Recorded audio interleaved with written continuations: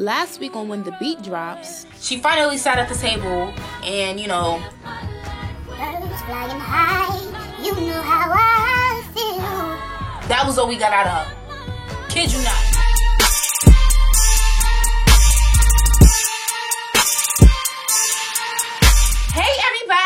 It is your girl Jade Ashley, and I want to welcome you back to a new video of When the Beat Drops. And like always, I'm here to give you my 5 hottest beats and music of this week, so stay tuned for more. Hey guys, so let's start with this week's beats. So in last week's video, I did say that I was going to be reviewing the Whitney Houston movie that premiered on Lifetime last weekend. So before I even get into my thoughts of the movie, I first want to read a statement from the estate of Whitney Houston, which is ran by her sister-in-law, Pat.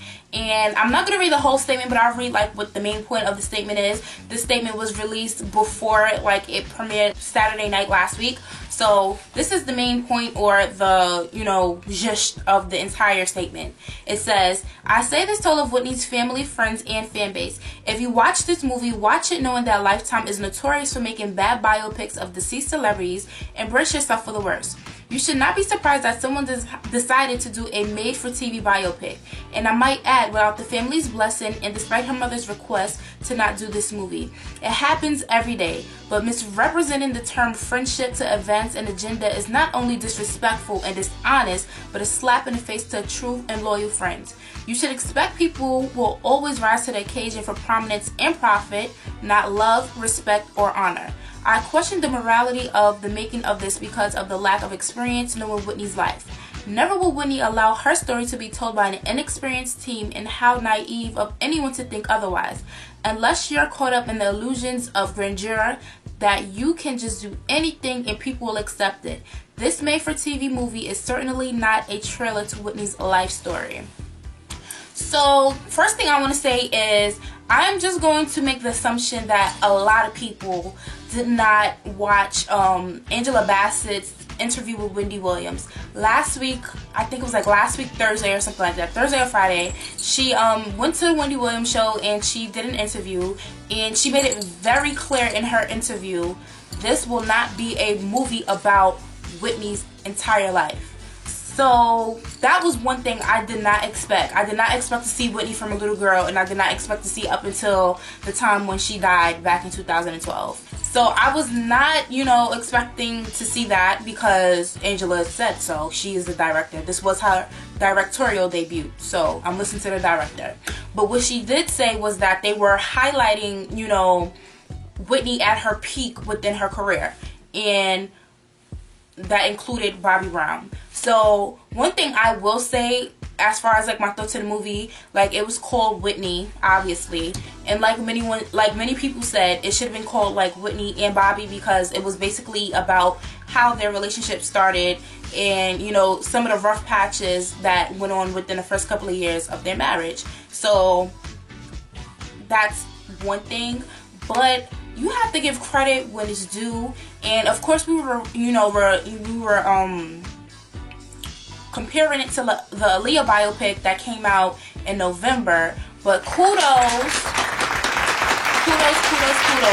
to Angela Bassett, because I felt like she did an amazing job for this to be her first film that she directed. And we have to give another kudos to Yaya DaCosta. I previously said that I was a little bit skeptical about Yaya playing Whitney, because to me she does not look like Whitney, and because I know her from Yaya of the third cycle of America's Next Top Model, I did not see it happening. And still to this day, she does not look like Whitney to me. But Yaya did an amazing job acting. When I tell you an amazing job, when I was watching it, she got Whitney's gestures down. So when you sit here watching her perform, the way she moved and stuff or whatever, I was you would see Whitney moving like that. So you can tell that she definitely studied her movements, and she just did an amazing job bringing, the Whitney character to life. And honestly, when I was halfway through the movie, it didn't even matter to me that she didn't look like Whitney, because I felt like she acted and portrayed her very well. The acting in the movie was awesome. One thing that I was saying was that, had we not known about Whitney Houston, had we not known about a Bobby Brown, this would have still made it a great film. It would have made a great drama. So I felt that the film was absolutely great. Now, I will say, I'm sure that, especially because there was like no involvement from like people who are like really involved in like Whitney's life, like her family and like her real friends and stuff or whatever, and they did not have the blessing. They had like no, you know, input in this movie. So I'm sure there were some things about, or some things in the movie that were not true. But I mean, come on, it's 2015. Like, half of everything we see, especially entertainment wise, is not true. Like right now, half of this video is probably not going to be true. It's damn near 1 o'clock in the morning and I'm tired, but that's not the point. We gonna keep it going. So yes, but I will say the movie was absolutely, it was great. And like always, you know, there's, you know, some memes that, you know, happen to be on social media, and it was funny. But I will say that there were some things in the film that I learned that I did not know previously. And while I was watching the movie, I had to make a list or whatever, but there's only 3 things that's on this list. So one thing that I did learn in the movie that I did not know, you know, prior, or know about like Whitney and Bobby and their relationship, was I did not know that Whitney was like on drugs, you know, before she met Bobby. And not everybody, it was like a mixture of reactions on my social media. Some people who loved it, some people who didn't like it, and some of the people were saying, you know, well, of course they were sitting here trying to, you know, defame, you know, Whitney's name and stuff and bring the drug usage in. I mean, the drug usage was something that was public knowledge way before. Like, when all this was happening, I was a baby, first of all. Let's just start there. But I even know that there was drug usage. But I feel like it was included in the movie, but it was not, you know, something that was, you know, just there. Like, it's not like I felt like they didn't focus too much on it. The focus was her and Bobby's relationship. They started from when they met at the Soul Train Awards in 1989, and they took it from there. I think it was like a 5-year span. So it ended like in like 94, 95 or something like that. That was like the span of the movie. You know, I guess that's what, you know, they felt was like the highlight of his and her career. So I did not know about her using drugs before, you know, Bobby. You know, a lot of us were under the impression that he introduced drugs to her, or they started at the same time. But that was one thing that I learned. Another thing that I learned from the movie was that, well, I don't know if I probably didn't like learn this, because one of the notes that I put was that she was more hyperactive than we thought. Now, that could have been exaggerated, but then at the same time, it made me think back to when Bobby Brown had his show, Being Bobby Brown on Bravo. That used to be my show. And like him and Whitney, they had some funny moments. Like, it was some funny moments. So I was like, you know what? So maybe I didn't learn it. So let's scratch that off the list. But another thing that I did learn that I did not know prior to watching the movie was that Whitney actually had a miscarriage, and she was pregnant at the time when she was recording, or when she was filming The Bodyguard. So those were like things that I did not know. And another thing that I probably didn't know, or one thing that, you know, kind of brought things to light, was that the way they made it seem in the movie, as far as like the character of Clive Davis, it made it seem like he didn't care too much about, not that he didn't care too much about Whitney's well-being, because Clive and Whitney was on good terms from the beginning of her career up until the day that she died. But it just made it seem like he was like a cash cow, and, you know, his agenda was like, you know, you gotta work, because you need to make me some money. But overall, I felt like the movie was great. I felt like it was well directed. The acting was amazing. Of course, we wanted to hear Whitney's voice, but unfortunately we couldn't. But another kudos to Deborah Cox, because she did an amazing job vocally. I mean, it's like kind of like we hear these classic Whitney songs and we want to hear her voice, but needless to say, she's no Whitney, but she sung her throat off when she sung those Whitney songs. So if I had to give the Whitney biopic, if I had to rate it from numbers 1 through 10, I would definitely probably give it a 7.5, 8, I would say. I'm not going to give it a full 10, obviously, because I'm sure it could have been better. And, you know, somebody like with the legacy of Whitney Houston, they could have been, you know, somewhere in the theaters, or a better network that was more form-fitting for a biopic for a legend like her. But I mean, it was a good film. I'm not going to sit here, I'm not going to front, I'm not going to sit here and try to side with people and say, you know what, I ain't like it, because I liked it. I watched it from the beginning to the end. But Lifetime, don't do no more biopics after this one, please. I'm just telling you, just don't do it. Just stick to your usual movies. So yeah. So moving on to my second beat of the week, we have to talk about TLC. So it was revealed earlier this week, at the beginning of this week, that TLC wanted, or they went to Kickstarter so they can start funding their next project, which is the last final TLC album, and they reached their goal. Their goal was to raise $150,000, and they were I think like the goal was like February 28th. That was like their deadline. They were trying to raise the money, you know, to fund, you know, studio time, you know, writers, producers, you know, all the stuff that goes into like funding an album, because that stuff is not cheap. And this is what they had to say about them, you know, funding their final album through Kickstarter. It was in an interview with Time Magazine. They said, "We wanted to continue to stay outside the box. 15 years ago, we were really one of the first groups to work with MP3s as far as a digital record. That was a big deal, and I remember people couldn't believe we had done something like that successfully. Working with Kickstarter and all of the wonderful things that they've done and their excitement about wanting to work with us, you definitely don't want to work with someone who's not excited about your project, because they're not going to put their heart, sweat, and soul into it like we're going to do. We knew we wanted to take that avenue. Doing that with them allows us to involve our fans a lot more than what we've done in the past. It's not so new to us, but it's newer to them, and newer for us to have them involved. It's different and exciting. And luckily, or should I say successfully, they were able to reach their goal. Actually, I should say surpass their goal within 3 days. And the last time I checked, they were at $173,540, but I think I heard that it went higher than that. So they're like way past their goal, and T.Y.'s actually tweeted out that they broke like a Kickstarter record. Like they were one of the first people to like have their goal met as far as like funding a project quicker than anybody else in like Kickstarter history. So congratulations to TLC. I am so glad that you guys are, you know, working on a new album. It's been years, you know, we haven't seen you in the forefront since like you did like the TLC biopic on VH1, Crazy Sexy Cool. But yeah, I'm excited. I think at the same time I'm kind of sad because it's like the last TLC album. But I mean, you know, finish off strong. Like, y'all been around for years. I've been around since my entire life, basically. So yeah. But moving on to my third beat of this week, I want to talk about Dawn Richards, or shall I say Dawn Richard. My friend Tammy, hey Tammy, she hit me up and she asked me if I can review Dawn's new album, Blackheart.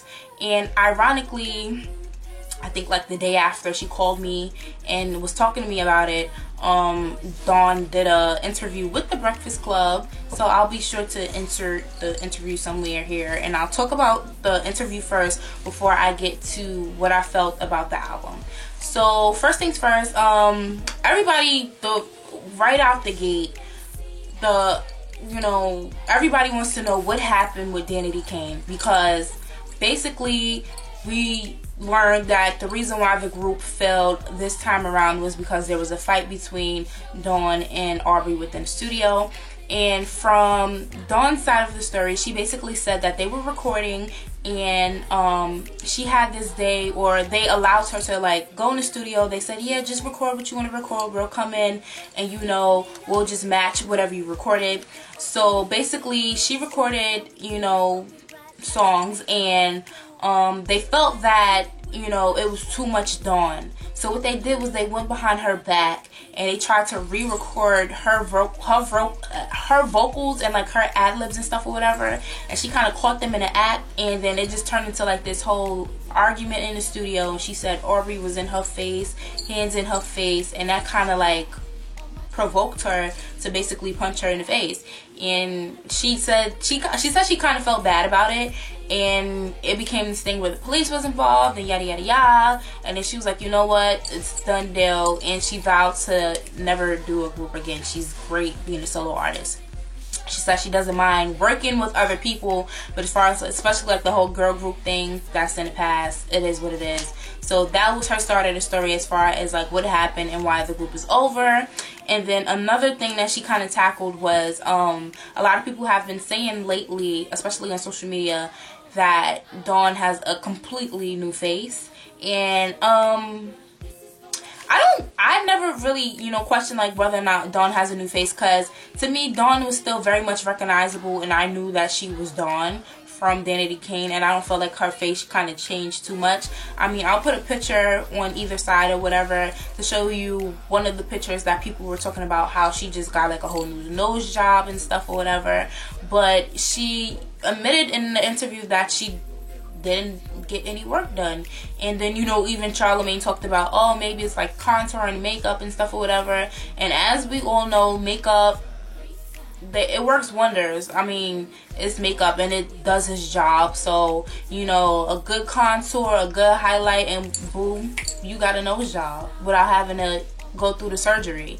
So, I mean, but honestly, I feel like there's been people who've like done nose jobs in the past and they got completely new faces and they look like a completely new person. But to me, Dawn still looks like Dawn to me, just with better makeup. You know, we all grow up and we all, you know, advance and stuff or whatever. But yeah, so if you want to check out that entire interview, I'll be sure to actually link it below so you can check it out. And now getting to the music side of things, I did actually listen to her new album, Blackheart.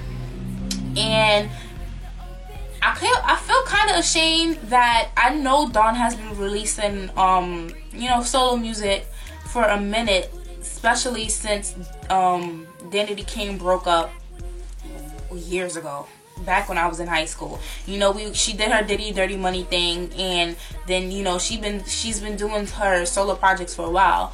And I feel kind of ashamed because I haven't really been paying Dawn's solo career any attention really. So I do apologize for that, because Dawn was actually one of my favorites from Danity Kane, and she's very vocally talented. And I just keep on thinking about their song Ecstasy from Welcome to the Dollhouse. Especially her ad-libs on that song, I just love one of my favorite Danity Kane songs. But moving on to her new album, Blackheart.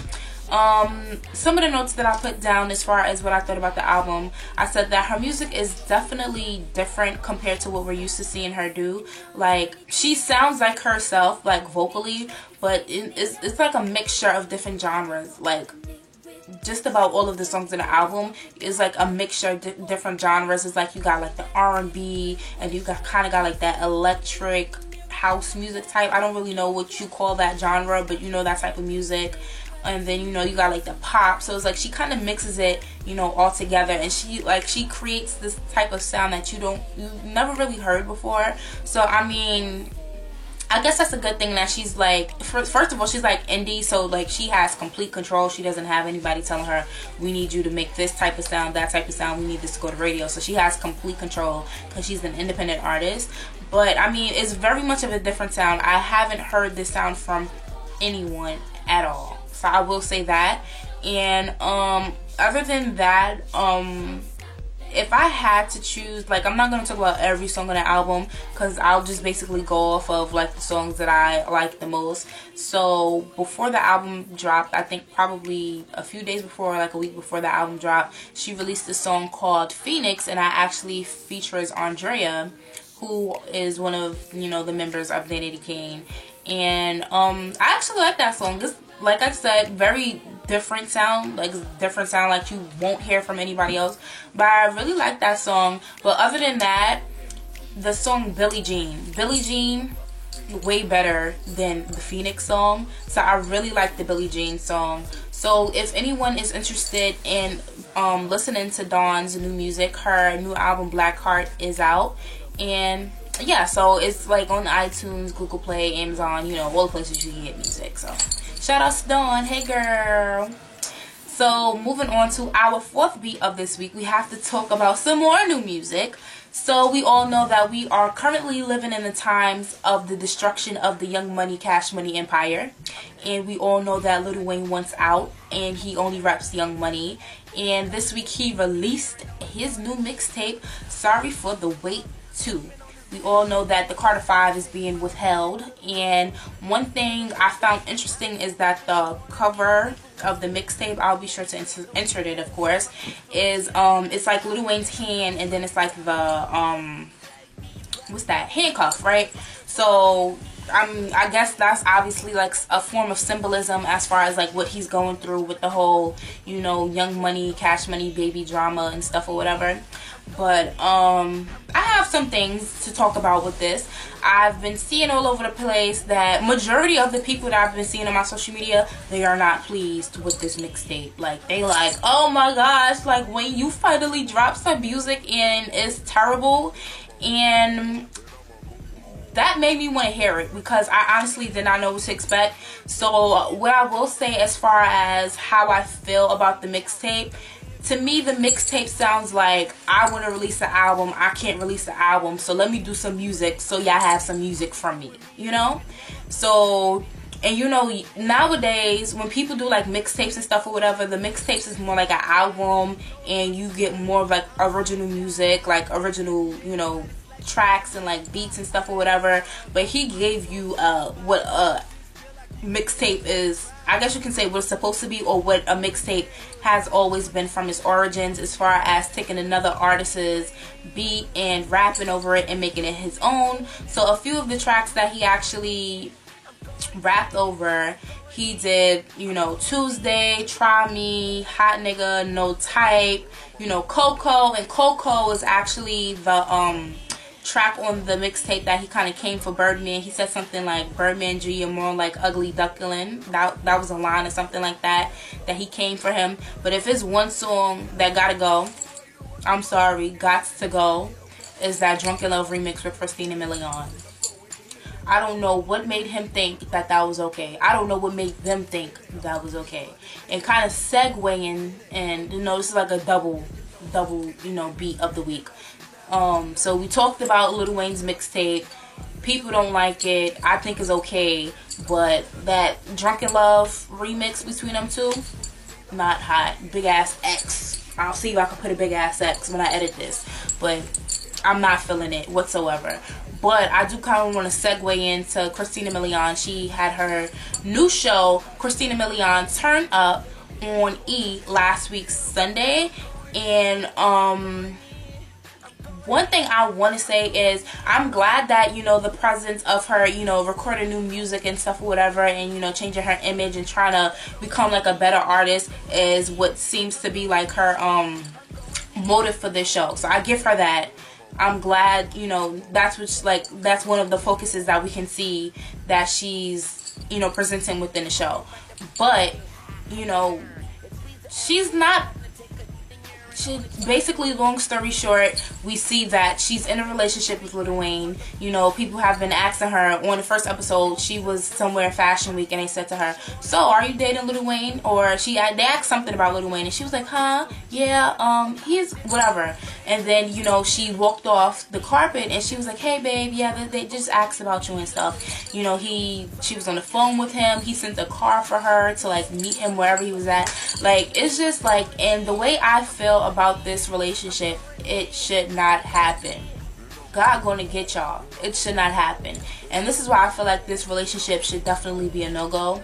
It's because The Dream and Nivea were married. They had 3 children together. They divorced. Nivea went on to go back into an old relationship with Lil Wayne, and she had a son with Lil Wayne. After The Dream and Nivea were done, he went on, married Christina Milian, and had a daughter with her. So it's like now Lil Wayne and Christina Milian are come together, but it's like, you're like one of his sons and her daughter, they're related some way somehow. Like, it's just a big ass mess. It's a real tacky circle, and I'm like, this is not cute. It is not acceptable. And Nivea and Toya, his ex-wife, and Nivea, one of the mothers to his children, you know, very unsupportive of this relationship, as they should be, because it's not a good look whatsoever. That's shop business, I would say. But I mean, it's not cute whatsoever. That's it. I just feel like y'all should not be together and y'all need to handle that, okay? So moving on to our final beat of this week. I feel like it's no, real beats of the week until like I do like a magazine feature or whatever. So this week's magazine feature would have to go to the beautiful Jennifer Lopez. She is on the new cover of Complex magazine. I'll be sure to put it on whatever side. I think I'm gonna put it on this side. So yeah, but she's on a new cover of Complex magazine, and if you guys don't know, she has been doing heavy promo lately. Of course, there is a new season of American Idol that is on Fox right now, and also her new movie The Boy Next Door is out in theaters, and I actually just came back from seeing that movie. Kind of stuck on my jacket and stuff on, but yeah. So and that movie is great. It's a great movie, very good movie, I will say. So she is in, she's on television shows, magazine covers, all this other stuff. So like I said, she's on the new cover of Complex magazine, and I just want to read a few quotes and show you some pictures, my typical magazines and stuff that I talk about here and there. So one thing that they asked her about whether or not they feel like older women and younger men can work. She said it is possible for relationships to work when the guy is older than a girl. So she said yeah, she agreed to it. And then they talked about the celebrity hacking being a trade-off for fame/fortune, and she laughed and said, oh, when you become rich and famous, you don't have feelings anymore. That's what it is. Okay, come on. It's not about having money in the bank. You can always have money in the world, and it doesn't mean you're a happy person. Money doesn't solve problems. It makes some things easier, but it just gives a different set of problems. Everything has a trade-off in this world. I've learned that from being broke as hell and having money. She then went on to talk about beautiful women being like insecure and stuff, and she said it's not just beautiful women, it's all women, and it's all men too. It's everyone. People are more surprised when they hear that somebody who is attractive is insecure. I don't understand that because again, we're all human. Nobody looks in the mirror and goes, that person is so perfect. It's just a nature of a human being that has insecurities. You try to do things that you're proud of to boost your self-esteem and integrity. At the end of the day, you're the only person who can give that to you. That's something that everybody struggled with at one point or another. It's no different than anybody else in that sense. So yeah, she looks great. Shout outs to J-Lo. She doing a thing. She had her AKA album come out last year. She's back on American Idol. Movies, like her empire continues to grow. Now I'm just waiting to see if she's gonna go to Vegas. I'm about to turn 21, so I will be hitting Vegas. So if she there, I'm trying to see her. So yeah, those are my 5 hot beats for this week. Okay guys, so like every video, I have to remind you guys to comment on my videos, like my videos, subscribe to my channel, and share my videos with others. I don't have any notes for this week, so I will leave you with my song of the week. And my song of the week would have to go to Tyga and Chris Brown for their song Make Love, which was on their mixtape Fan of a Fan, which released back in 2010. And I'm sure you guys are probably like, why is she going back to 2010 to do a song of the week for now? And I will say that today they released the cover for their new album Fan of a Fan 2. This is the album version, and I just got so excited because I absolutely loved Fan of a Fan, the mixtape. To me, that was one of the best mixtapes to this day. And as you can see, the cover is more like a 90s theme type of thing, so I'm so excited. So of course I had to take it back to one of my favorite songs from the mixtape because I'm so excited about the album. So yeah, I'll be sure to leave a link for this song at the bottom so you can check it out and see why it's my favorite. Yeah, so I'll see you guys next week. Bye. Girl, Jade Ashley, and if you are watching this video, you are tuned into When the Beat Drops, and I don't want to say that because I gotta start over again. Well, I give you my 5 hottest beats and music of this week. Yeah. So from last week's video, I already let you know that Houston movie that premiered on Lifetime. Nigga, this my house. All these thoughts on my mind, I gotta get 'em.